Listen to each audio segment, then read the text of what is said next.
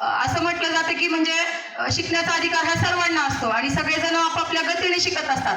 पण मला आल्यापासून अल्फियाचं एवढं कौतुक असं वाटतं ना की म्हणजे ही अंध मुलगी आहे आणि हिला शिकवतात, दिवे मॅडम या शिकवतात या मुलीला.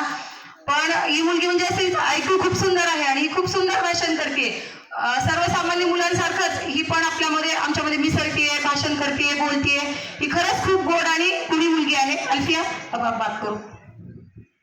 क्या नमस्कार.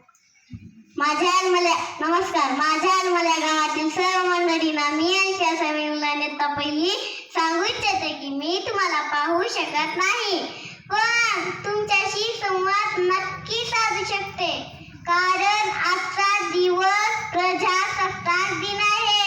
याच दिवशी उच्च विद्याविभूषित ज्याने 8 वर्षाचा अभ्यास 2 वर्ष 3 महिन्यात पूर्ण केला, त्यासाठी त्यांना दिवसाच्या 24 तासापैकी 21 तास अभ्यास करावा लागला.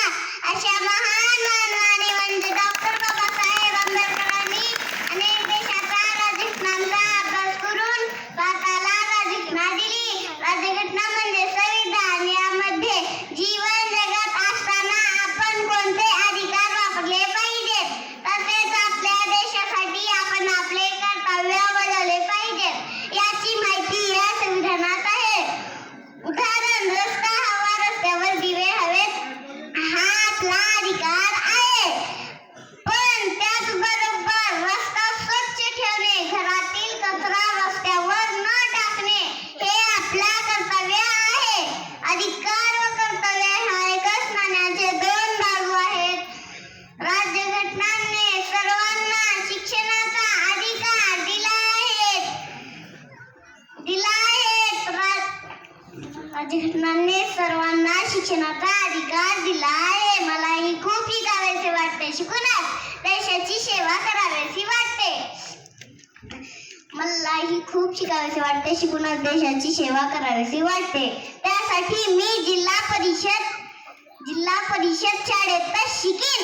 लहरों से डर कर नाव पार नहीं होती, कोशिश करने वालों की हार नहीं होती. या आवडीमध्ये तुमची LKG तिने शिक्षण घेऊन अलमला गावचे नाव रोशनच आहे, पण आणखी त्यात भर घालून रोशन करील. त्यासाठी मला आशीर्वाद द्या, शुभेच्छा द्या. परवाच माझ्या शाळेत आपल्या गावचे प्रताप वाघमारे सर उपजिल्हाधिकारी यांनी आम्हा मुलांना सांगितले आहे की शिक्षण घ्या, भरपूर शिका. शिक्षणच तुम्हाला मोठे बनवते. शिक्षणासाठी गरिबी आड येत नाही.